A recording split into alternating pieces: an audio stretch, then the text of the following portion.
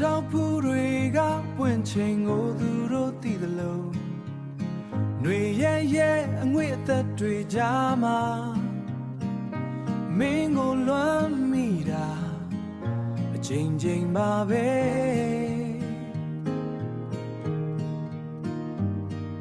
မနှင်းကဒီချိန်တွေမှာတို့နှလုံးသားတွေ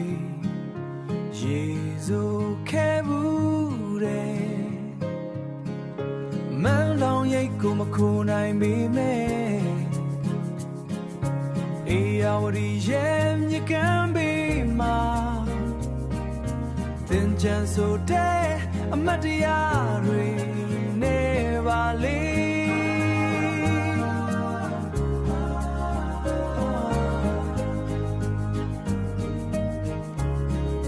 ဂျိုနေမဲသင်ချမ်းမင်းပြန်လာမဲ့လမ်းကလေးမှာပတ်တော့ပန်းတွေထိန်ထိန်ဝါလို့အတားရင်နဲ့အတူပတ်တော့ရနံတွေချာမမြဲတမ်းဂျိုနေမဲအမြဲတမ်းဂျိုနေမဲ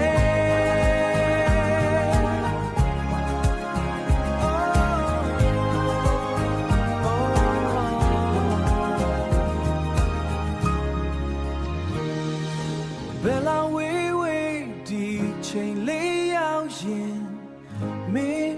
ပြန်လာမှာပါလေလွမ်းတာတော့အမြဲတမ်းမှာပဲဂျိုနေမဲ